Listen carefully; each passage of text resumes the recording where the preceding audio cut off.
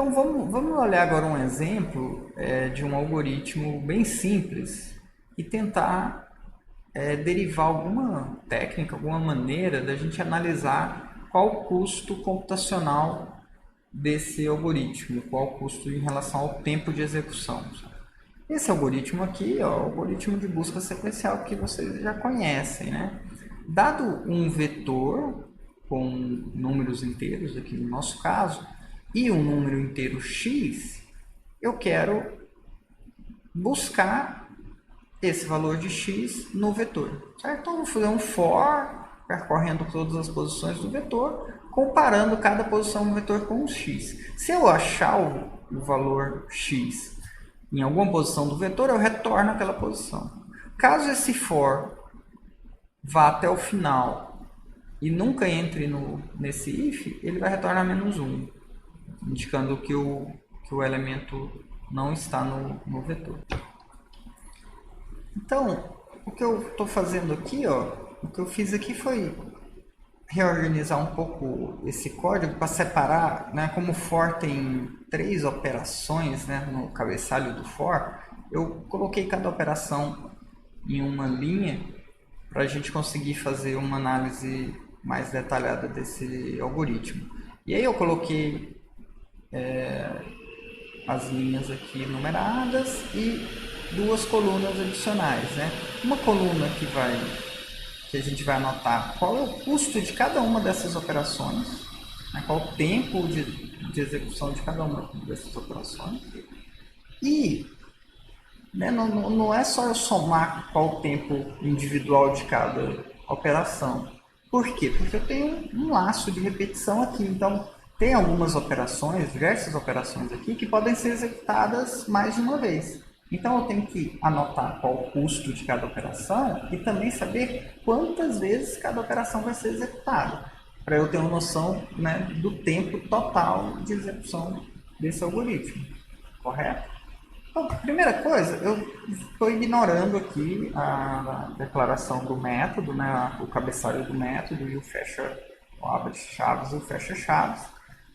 Estou desconsiderando o custo da chamada desse método, certo? Estou interessado porque eu estou interessado no algoritmo em si, não no método, né? Como que o usuário vai usar esse método. Certo? Então eu vou desconsiderar essas partes, vou olhar só para as operações específicas desse algoritmo, tá bom? E aí eu estou fazendo uma operação aqui, para começo eu já estou fazendo uma operação aqui que é desnecessária, né? Eu estou atribuindo a essa variável n o tamanho do meu vetor, né? O número de elementos do meu vetor.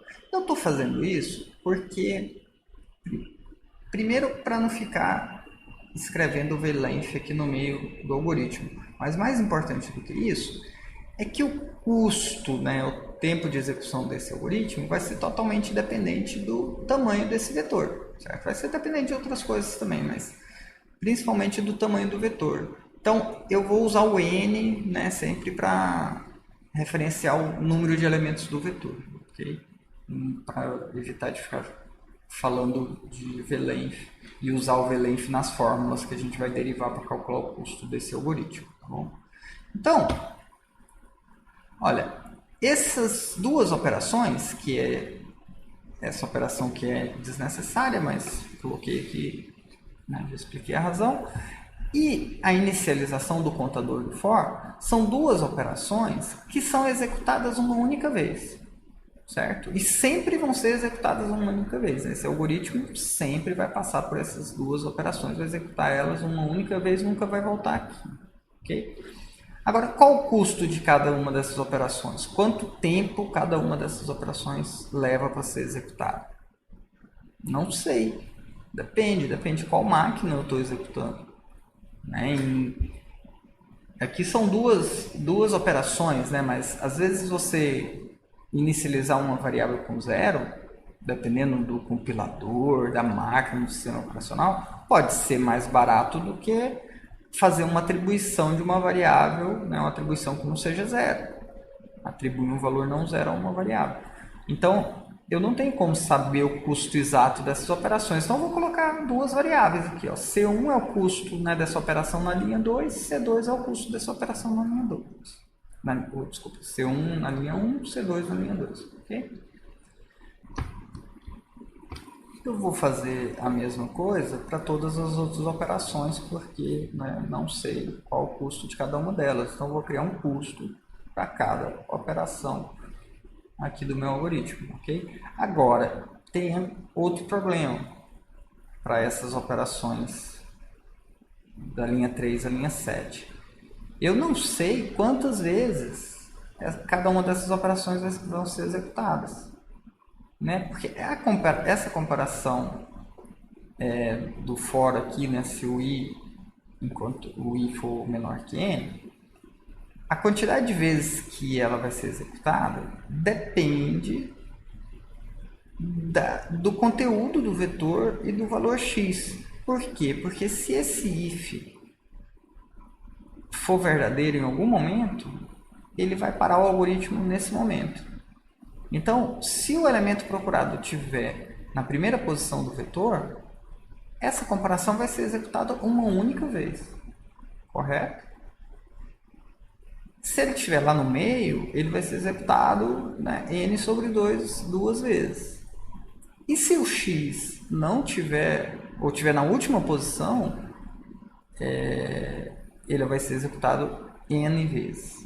Então, a quantidade de execuções desse cara depende do conteúdo dos dados, né, de entrada do meu algoritmo. Então, eu também vou criar uma variável aqui, T3, para indicar que essa operação da linha 3 vai ser executada T3 vezes, ela tem custo C3, certo?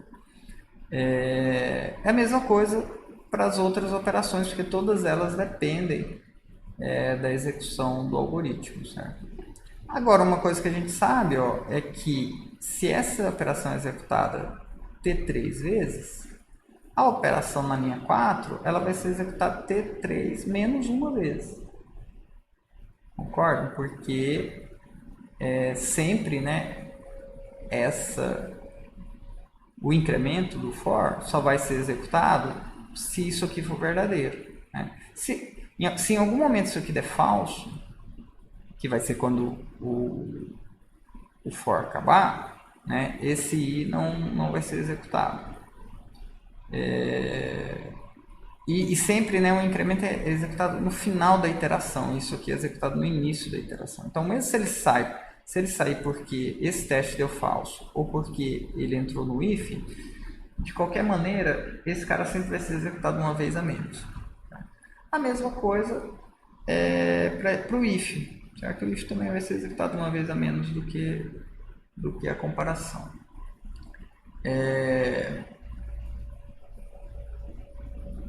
E o return, esses dois returns, como são returns, né? O return em qualquer algoritmo, ele em qualquer método, ele só pode ser executado uma única vez. Então, tanto T6 quanto T7 vão ser executados uma única vez no máximo, né? Em alguns casos eles podem não executar. E só um dos dois vai ser executado, né? Sempre, né, um dos dois será executado uma única vez.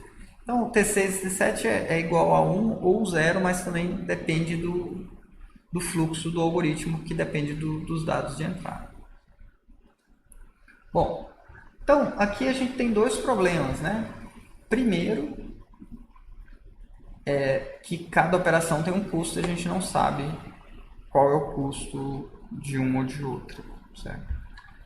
E o segundo problema é que a gente não sabe exatamente quantas vezes cada operação vai ser executada.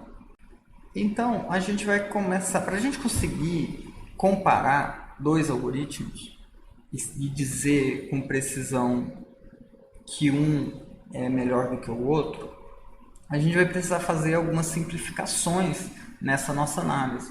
Senão a gente não vai conseguir comparar algoritmo nenhum, porque todo algoritmo vai ter um custo que depende de um monte de variáveis, né?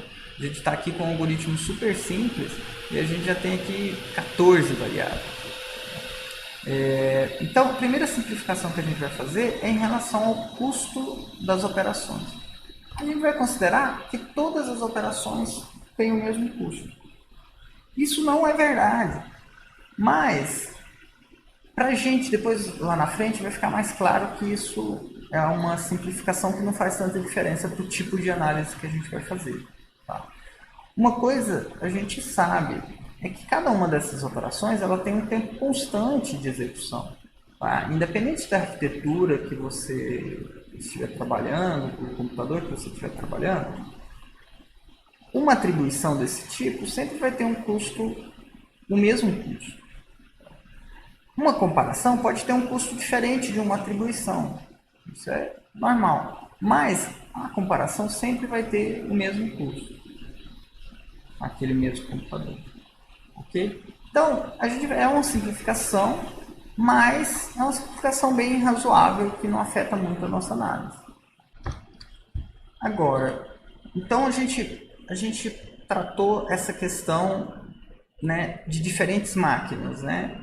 Se a gente, com essa simplificação de considerar o custo constante para todas as operações, agora não importa mais em que máquina eu estou executando, correto?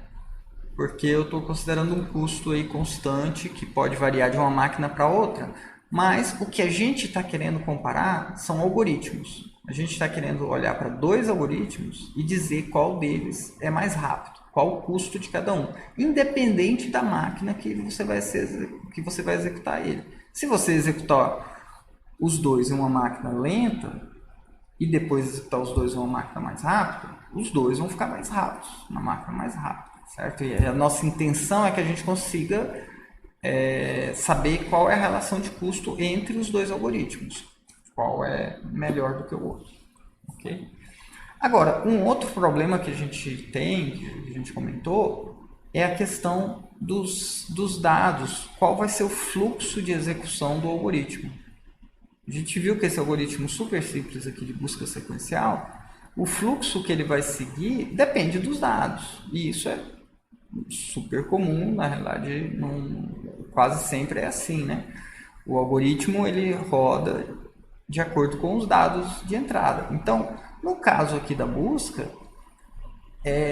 o fluxo depende se o x está ou não está no vetor e se ele está, em qual posição do vetor ele está, certo? Então, se ele estiver no início do vetor, esse algoritmo vai ser rápido, sempre. Se ele sempre estiver na primeira posição, esse algoritmo vai sempre ter um tempo de execução constante. Mas é óbvio que, né, em geral, nem sempre você vai cair nesse caso fácil. Né? Então, para permitir a gente, de novo, né, conseguir comparar dois algoritmos que resolvem o mesmo problema, independente dos dados que você fornece para esses dois algoritmos, eu quero comparar esses dois algoritmos. Então, a gente vai fazer uma análise que a gente chama de análise de pior caso. A gente vai pegar para cada algoritmo e pensar qual é o pior caso para aquele algoritmo. Como a gente está considerando tempo de execução, o pior caso é aquele que faz o algoritmo executar por mais tempo. E, nesse caso, qual é o pior caso? É quando o elemento x não está no vetor. Às vezes, né, a gente pensa que pode ser quando o elemento está na última posição do vetor. Esse é quase o pior caso, mas não é o pior, porque quando ele está na última posição, ele vai entrar na última, quando o i estiver valendo n-1, ele vai achar o elemento lá e vai retornar o i aqui, certo? Se o x não está no vetor, ele vai, quando o i vale n-1, esse if vai dar falso, o for vai acabar, ele vai voltar, vai fazer um incremento do i, aí vai fazer esse teste novamente, vai ver que o i é igual a n, e vai sair do for e vai retornar -1. Então, tem duas operações, né, se não me engano, a mais, quando o elemento não está no vetor. Duas operações a mais que vão ser executadas, comparados com um elemento que quando o elemento está na última posição. A diferença é bem pequena, mas o pior caso é esse. E aí, considerando esse pior caso, agora a gente pode simplificar essas variáveis que a gente tinha aqui, né? A gente pode dar valores mais específicos. E agora, os valores, né, a quantidade de repetições que eu tenho para cada uma dessas operações é algo que depende apenas do tamanho do vetor. Então, no pior caso, essa comparação aqui vai ser executada n mais uma vez, onde n é o número de elementos do meu vetor, certo? E aí o n, né, é o tamanho da minha entrada, né? E o tamanho da minha entrada, em geral, é algo sempre muito relevante para o custo do algoritmo, tá? Então, sempre a gente vai fazer uma análise em função do tamanho da entrada. E esse tamanho da entrada depende do problema, tá? No caso aqui dessa busca, é bem claro que o tamanho da entrada é o tamanho do vetor, é o número de elementos do vetor. Tá? Em alguns casos, eu posso ter que o tamanho da entrada depende de mais de uma variável, não só n, né? Por exemplo, se eu estiver fazendo uma operação com uma matriz, o tamanho da matriz é o número de linhas vezes o número de colunas, né? E aí o tamanho da entrada não é o número de linhas nem o número de colunas, é um vezes o outro. O tamanho da entrada é o número de elementos da matriz. Ok, então é isso, né?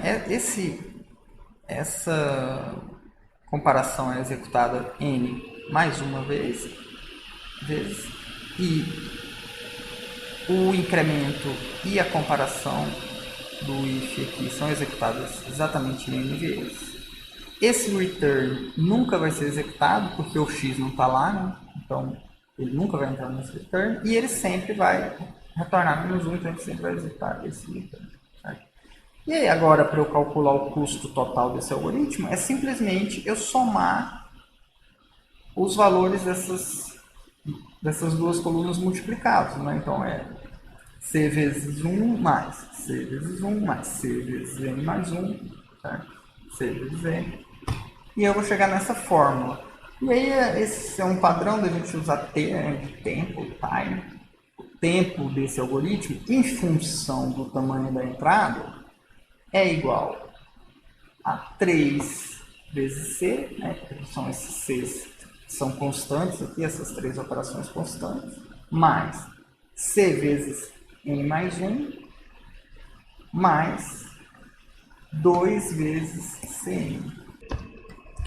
Estava errado, né? Aqui estava faltando 2, é 2 vezes cn, que é cn mais c vezes n, certo? Simplificando aqui, a gente tem que o custo é esse aqui, é 4 vezes C mais 2 vezes C vezes N. Então, é 4 vezes uma constante que depende do custo das operações aqui no computador que eu estiver considerando, mais 2 vezes essa mesma constante multiplicado por N.